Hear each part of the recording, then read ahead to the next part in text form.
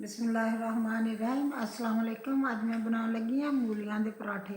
कच्चियां मूलियां के पराठे इन्होंने मैं छिल के साफ करके रख ली हैं अच्छी तरह। हुण मैं इन्हों कद्दूकस करूँगी। इन्होंने वास्ते मैंने चाहिए धनिया, सब्ज़ धनिया लिया वा, सब्ज़ मिर्चा लिया वा। सब्ज़ मिर्चा तो सब्ज़ धनिया दोनों कुट के रख लूँगी, एन बरी करके रखूँगी। सब्ज़ मिर्चा अगर तुम मैं 6-7 लिया, ज़्यादा भी डालनिया चाहो, स्पाइसी ज़्यादा बनाने चाहो तो ज़्यादा भी डाल सकते हैं। ना लिया खुश्क धनिया, सुक्का धनिया, इनू भी कुटूँगी थोड़ा जहा कुट के दो कर लूँगी। फिर इन्हों डालूँगी, इन्हों सारे कुट के फिर डालूँगी। पहले मूलियां कद्दूकस कर दी, फिर तुम कद्दूकस करके फिर दिखाऊँगी। मिर्च कुट के मूलियां कद्दूकस करके फिर तुम दिखाऊँगी। बिस्मिल्लाहिर्रहमानिर्रहीम। मूलियां मैं कद्दूकस करके रख लिया। हुण इन्हां दा मैं पानी निचोड़ दी हाँ। हत्थ इन्हें अच्छी तरह धो के वाश करके आई हाँ। हुण मैं इन्हों पहलों इन्हां दा पानी निचोड़ूंगी। जिहड़ा इन्हां च मूलियां च पानी हुंदा ना वो नुचड़ जांदा, नुचड़ जूदा है। फिर मैं इन्हां नूं एवें कच्चियां मूलियां दा पराठा पकाऊंगी, जिवें साडे बजुर्ग पकाउंदे हुंदे सी ना पहलों, एवें साडियां अम्मियां माँ सस हर एवें पकाउंदे सी, उवें अगे मैं भी बनाउणी आ। ते माशाअल्लाह बहुत मज़े दा बनदा, बहुत टेस्टी बनदा।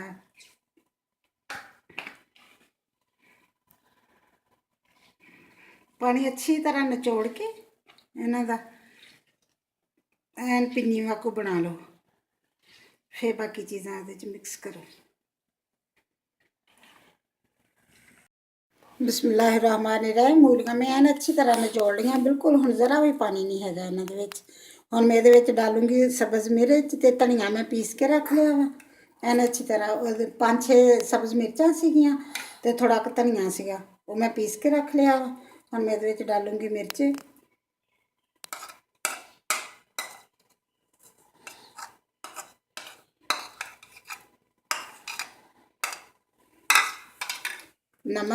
नमक तुसीं आपदी मर्ज़ी दा डालोगे, जिन्ना क खाने उन्ना की।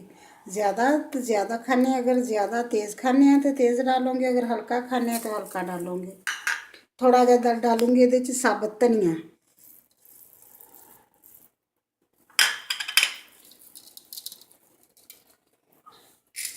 हुण इन्हां नूं मैं अच्छी तरह मिक्स कर लूँगी।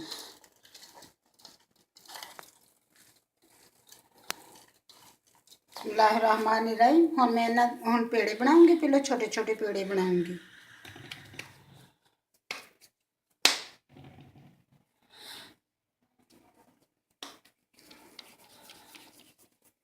बस इदा छोटे छोटे पेड़े बना के रख लूँगी पहलों। रहमानिर्रहीम। पेड़े में छोटे छोटे पेड़े बना के रख लाए। हुण मैं इन्हों पहले छोटे छोटियां टिक्कियां बनाऊँगी। एवें जिवें रोटी बनाई दी ना, एवें छोटियां छोटियां बना लूँगी।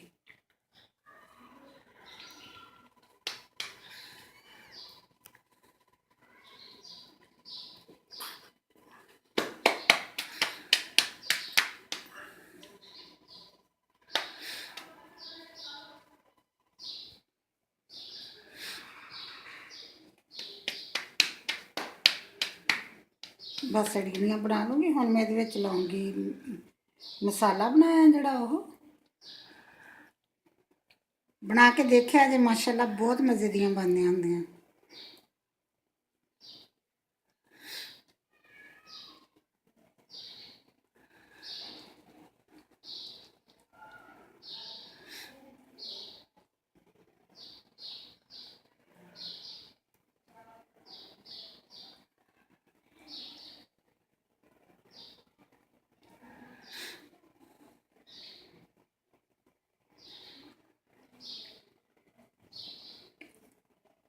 बिस्मिल्लाहिर्रहमानिर्रहीम। इसी तरह ही इन्हूं बंद कर लूँगी।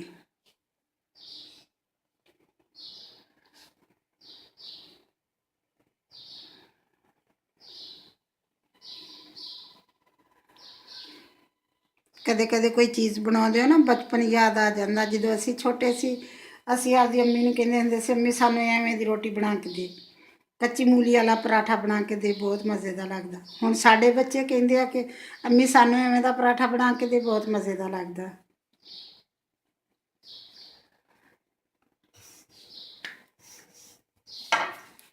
तवा गर्म होना रख दिता वा, तवा तकरीबन गर्म हो गया मेरा।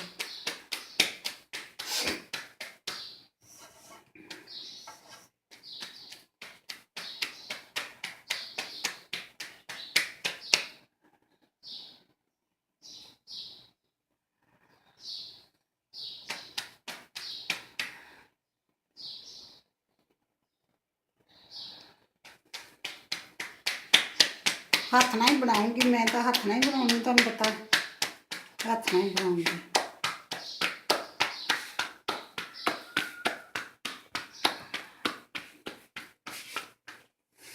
तवे में थोड़ा जा घ्यो ला लूँगी नीचे।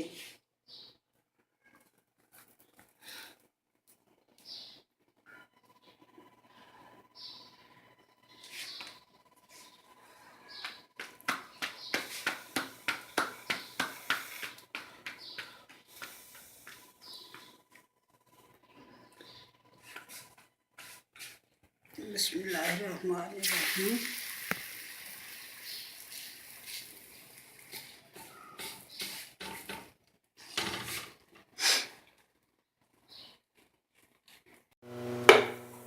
बिस्मिल्लाहिर्रहमानिर्रहीम। इनमें खा लेता हूँ। मैं इस पास लाऊंगी घ्यो।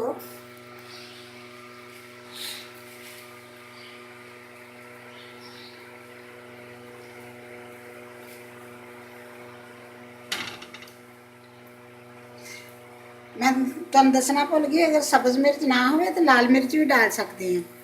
बिस्मिल्लाहिर्रहमानिर्रहीम।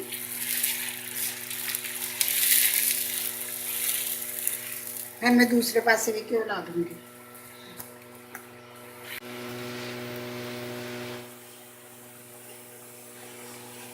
बिस्मिल्लाहिर्रहमानिर्रहीम। पराठा मेरा बिल्कुल तैयार हो गया बन के, माशाल्लाह बहुत अच्छा बनया।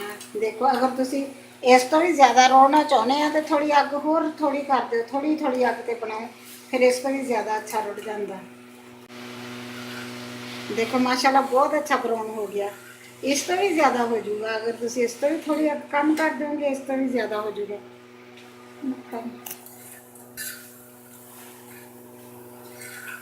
हम मैंने उतार लूँगी। बिस्मिल्लाहिर्रहमानिर्रहीम। इसी तरह मैं दूसरे भी बना लूँगी। देखो कितना माशाल्लाह मज़ेदार बनया है। तो मैं खोल के भी दिखानी है थोड़ा जहा।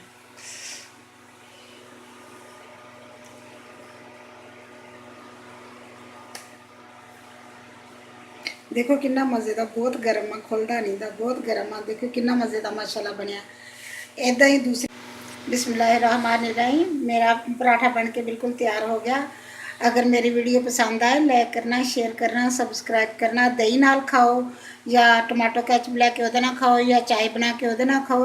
चाय ना भी बहुत मज़ेदार लगता, दही ना भी बहुत मज़ेदार लगता है। अगर मेरी वीडियो पसंद आए, लाइक करो, शेयर करो, सबसक्राइब करना। अल्लाह हाफिज़।